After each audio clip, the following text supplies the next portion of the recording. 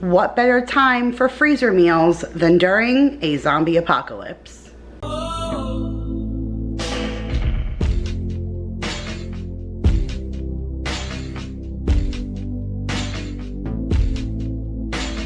Hey guys, Kira here from 50 Shades of Mom, tips for all shades of mom life. And in today's video, I am back to share with you guys some freezer meals. Now, there is no time like the present to have a freezer packed of freezer meals when they are considering a quarantine.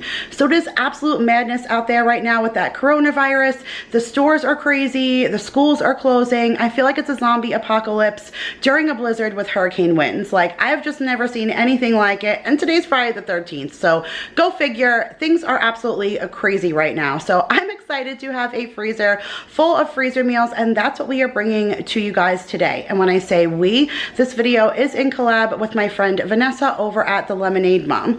She had a great idea about doing some freezer meal series, being able to touch a different aspect of the kitchen each week. So this week our freezer meals are based on the oven. Next week our freezer meals are based on the crock pot, and the following week they'll be based on the pressure cooker. So tons of freezer meals coming your way, and I'm excited to show you guys the ones that we tried. I tried 3 new recipes and they were absolutely delicious. Every single one of them better than the next, and I know that Vanessa has 3 that she's cooking up in her kitchen to share with you guys today also. So I'll make sure to leave all of her information in the description box as well as the end slate. Make sure you go over, show her some love, see what she's cooking up, and leave her a unicorn emoji in the comments so she knows that I sent you guys. All right, with no further ado, let's go down to the counter and I'll show you this week's 3 oven freezer meals. Okay guys, so here is recipe 1, and wait for the creative title. This is a chicken, potato, broccoli, bacon and cheese casserole. I mean, they pulled out all the stops on this one, but regardless, it did catch my eye because once you say potatoes, bacon and cheese, I am in. So in this recipe, they called for 2 cups of diced up chicken, but I'm a family of 5 times 2. So I just used some chicken breast that I had in the freezer, and then I just threw in a package of chicken tender strips that I got a good deal on in Target. We need 4 cups of diced red potatoes, 2 cups of broccoli florets. You're gonna need some salt and pepper, some garlic, some heavy cream, some diced onion, some diced up bacon, 2 cups of shredded cheese, and then there's some butter back there, and then there are our casserole pans. So we're gonna start off by making sure our potatoes have a good wash. These potatoes were good and dirty, and so I made sure to give them a good wash and a good shake, and then we're going to split them between the batches. Now I'm going to cook 1 for today and 1 that I'm going to freeze. So the one that I'm gonna cook today, I'm gonna put in a regular glass Pyrex dish, and then the one that we're going to freeze, I'm gonna throw in one of those casserole pans. Now the instructions give us a very specific layering order, and so I pretty much prepped everything that I needed in order of the layers that they told me to, and then dispersed it out between the 2 pans. So we did our potatoes, and then now our next step is to do the chicken. Now it wants the chicken cubed, and here are some of the advantages to watching somebody else do it or hearing somebody else's mistakes. What you see here on the board is 2.5 cups of diced chicken. So they expected you to divide that between 2, and I'm glad that I took out some extra meat, not knowing the exact measurements, because that was enough right there to feed my family that was in that casserole dish. I didn't know exactly how I was supposed to divide that up and still make a whole nother casserole dish out of it. So you're just going to take your chicken and you're going to do whatever works for your family, as whatever much that you need. So as you're watching this and you see, wow, my family would need what she did, then I would come kind of close to doubling the recipe, so to say. I should have done that. At least for this one, I should have doubled it. This way I had enough for everyone. But I just took my thick chicken cutlets, the ones that I get from Walmart, and I sliced them in half, and then I cut 3 strips out of that half, and then went back and diced up little cubes, and then I did the same thing with the other side, and I just repeated until everything was cubed, and then I'm going to take this chicken and add it to the next casserole dish. Our next layer is broccoli, and it called for 2 cups of diced broccoli florets. I did measure the broccoli in a glass Pyrex measuring cup, and then I poured it into the Tupperware to put on the counter with the other ingredients to show you guys. I know that my daughter came by and swiped at least a stalk or 2 as I was setting up to munch on, but I still thought that even the 2 cups, that was a minimal amount of broccoli. That means just 1 cup per casserole dish. And that a cup doesn't go very far if you're trying to make this your veggie. So I definitely would go a little heavier on the broccoli if that is something that you like. So now all the complicated stuff is already in our casserole dish, and it's time to add our onions and bacon and cheese and all the good stuff. So you're just going to take a handful pretty much by eye and do half of all the ingredients that you have left. So once your onion goes down, you're going to do half of your bacon. Then you'll add a good layer of cheese, and then you're going to season everything.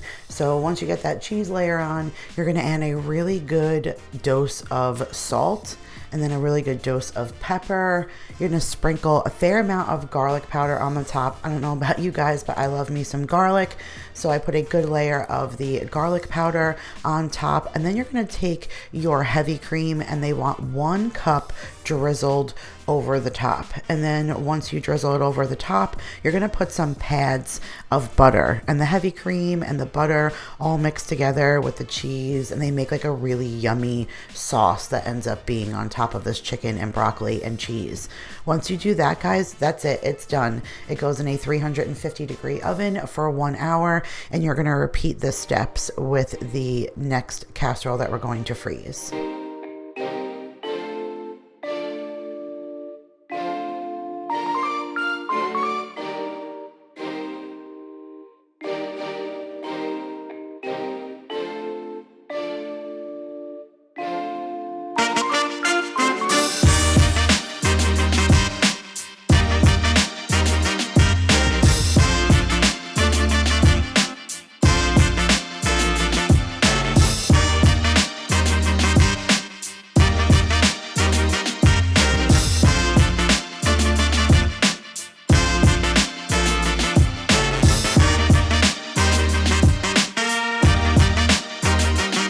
Once you're done repeating the same steps with your casserole that you're going to freeze, we're just going to cover it with tin foil, and then I'm going to use a black Sharpie marker and write the instructions on how to bake it, your temperature, your time, any notes that I want to make, and then you're just going to place it into the freezer for future use.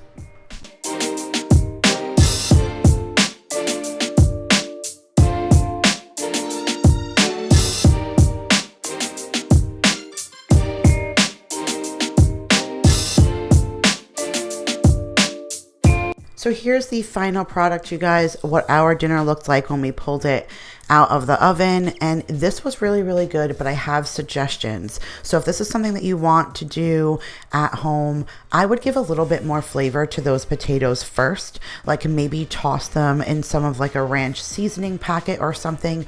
The heavy cream and the butter do make a sauce, but you're not exactly putting bacon grease or anything in there. So I felt like you just needed a little bit more flavor. You can adjust the chicken or the broccoli, really any of the items to more or less to suit your family. We just topped ours with sour cream and some extra salt and pepper, and it was really delicious that way, but I definitely feel like it needed just a little bit more oomph of flavor. So I would have done like a ranch packet or something like that.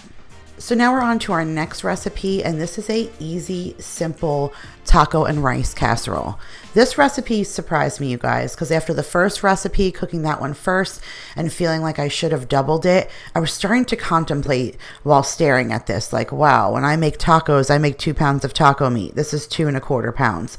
Am I going to have enough to divide this between 2 casserole dishes? Something for dinner, for tonight, and then for another night. And it blew me away once you add all of these ingredients, how much there truly was. So stick to this recipe the way that fat it is. So this is a 2¼ pound of ground beef chuck. It wants 4 cups of cooked rice. I have some uncooked rice here. We're going to make it in the pressure cooker. It's my favorite way to make rice. We have 2 cans of black beans here, 2 cans of rotel. I have 1 original rotel, but then I also have a new one that I found that was made with lime juice and cilantro. That was a game changer. That one was so good, and it really did add extra flavor. We have 2 cups of frozen corn, 1 onion that we're going to dice up. It only said 1 taco seasoning packet. You could do 2. The rotel does give a lot of flavor, but that would be my only suggestion, is that you could do another seasoning packet if you wanted to. And then the instructions for the cheese just say handfuls of cheese. So handfuls of cheese in my world mean cheesier the better. So more cheese, definitely more cheese the better.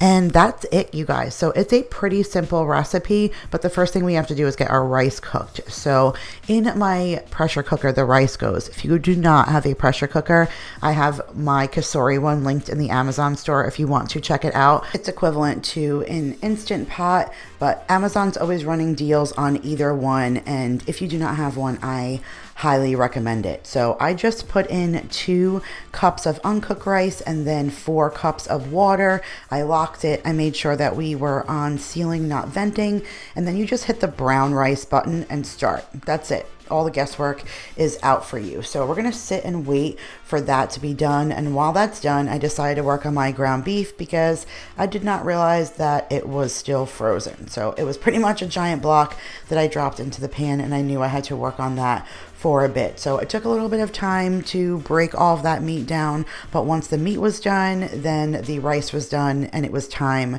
to start the next step. I definitely gave myself a good chuckle when I got to the next step, because the next step is to start adding in all of your canned items. And I was like, how am I going to fit that in this frying pan? So I drained all of the fat and then stuck it in a new pot on the stove, and then started to add in the rest of our items. So I threw in the diced up onion, and then I had a tiny little bit left of jalapeno that I had from an every plate meal, and I decided just to throw that in there. It was such a little amount, and there was so much ground beef. I knew it wasn't going to do too much, but there was no reason for it to go to waste. So I threw that in there, and then it was time to add in our seasoning packet. Again, if you want to add in another one, it wouldn't hurt and it wouldn't be overpowering.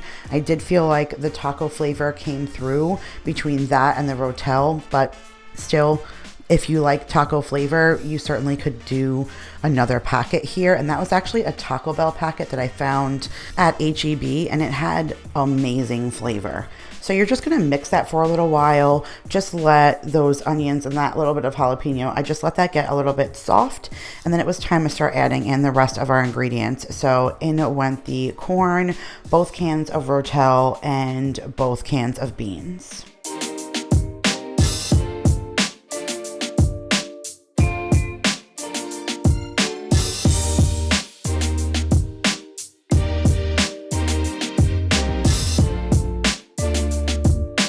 Now, once I saw everything come together in that pot and I realized how much there was, I knew I was going to be able to get more than just 2 casserole pans out of it.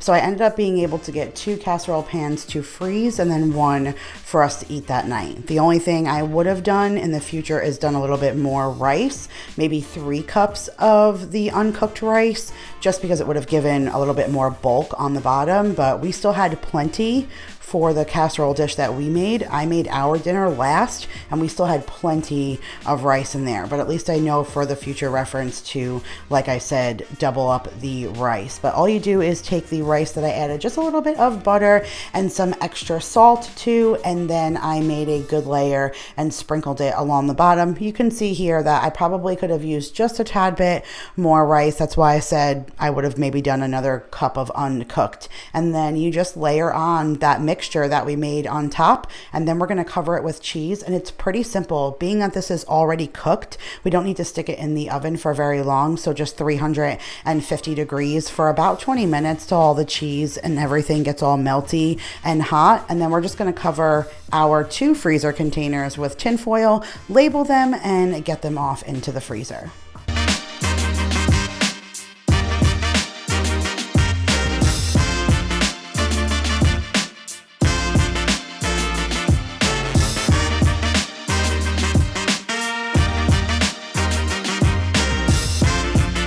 So here's what it looked like when it all came out. For some reason, all the cheese kind of stayed in this one section. When I was putting it on, it didn't seem like it was so disproportioned, but look how cheesy, yummy, and delicious this was. This was perfect for like some kind of burrito bowl if you just wanted to scoop this into a bowl and do toppings, or if you wanted to put this on top of nacho chips or inside of a tortilla, even on a taco, it would have been great. I try to do the more low carb version of it, so I just put it in a bowl, and I have tons of Rico's cheddar cheese that I got at Costco, and I topped it with some homemade guacamole and some sour cream, and then a few of those thin and crispy chips by Late July.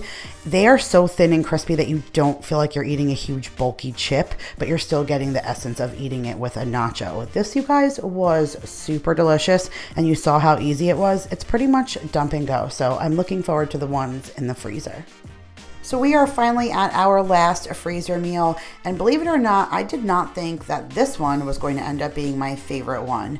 So this is a orange marmalade pork chop, and this ended up tasting like some kind of Chinese takeout. It really had like an orange chicken kind of feel. It was so good, and again, not something I thought was going to end up being my favorite meal. And this is like a dump and go recipe, you guys. We're literally going to add all these ingredients into a bowl, mix them up, and dump them over our pork chops. So this is probably one of the easiest to prepare out of all of these.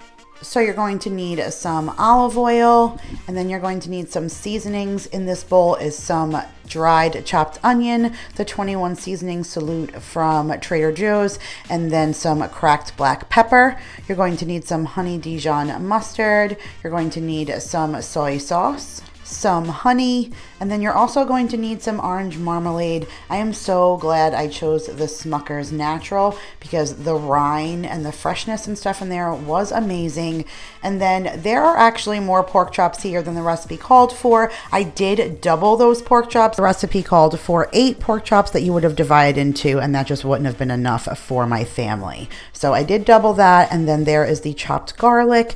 And then here is my nifty little bag holder. I absolutely love these things. They're linked in my Amazon store as well, and they just hold up the gallon size freezer bags for when you're doing freezer meals or marinating, or maybe coating in some kind of coating. That's really perfect for holding up the bag while you're dumping stuff inside. But that is pretty much it, you guys. So like I said, this is a dump and go recipe, so we're just gonna dump in that marmalade. Like I said, I'm glad that I chose this one. I stood in Walmart for a while going back and forth on which kind of marmalade I wanted to get, but there's so much orange rind in there, and it makes such a great flavor. It really marinated really well with these pork chops, and it definitely comes out later when you're eating it. You can really taste how delicious that was. So once we're done dumping that in the bowl, now we're going to add in our olive oil, the Dijon mustard, the soy sauce, the honey, and then that bowl that had the seasonings in it. And then we're just going to give it a good mix.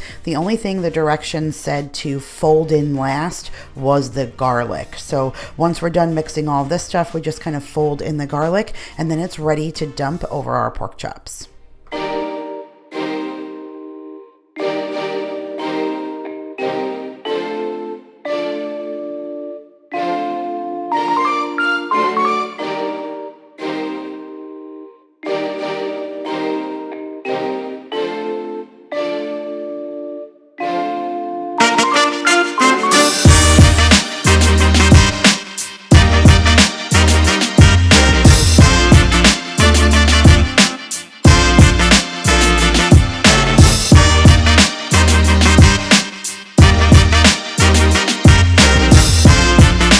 Now that we're done mixing, watch me sneak a little lick right there, and holy cow, you guys, what a combination of flavor. The only thing maybe you could add is ginger if you like how that brings out those flavors. But the instructions say to put the pork chops in the bag first and then pour all of our little marmalade mixture that we just made on top. Even though only one's supposed to be for the freezer and one we're supposed to be cooking now, this was done early in the morning, and I still wanted mine to marinate and kind of get all of that flavor. I was jealous of the one that was going to go in the freezer and kind of get all of that yumminess for a while. So I took 10 and I put 10 in the freezer bag that I'm going to freeze, and then I took 8 to put into the bag to marinate for what we're going to have that night. Once my bags were locked and loaded, I just threw mine in the refrigerator so it just could kind of sit and gel, and then this bigger one I was going to throw into the freezer. But just the way that it smelled even through the bag, I was so looking forward to dinner that night. Once it was time for dinner, I took it out, and that marinating was such a great decision. It really just absorbed into that pork. Every single bite tasted like that marmalade mixture. It was so delicious. Even the garlic came through. Every little ingredient that we put in came through in every bite. So I am so glad that I let mine marinate for a little while. If you're going to make one that you're going to make that day, I would suggest marinating it. If you're just going to put them in the freezer, it'll definitely get its time to soak and absorb inside. But if you're going to make this recipe right away, give it that little bit of marinade time because it was delicious. And it cooked up so well in the oven. I did a little bit longer than it called for. It said 25 to 35 minutes. I did more on the 35-minute side. I'm a little bit weird with pork, but I made it with bow tie noodles that I just tossed with butter and Parmesan cheese.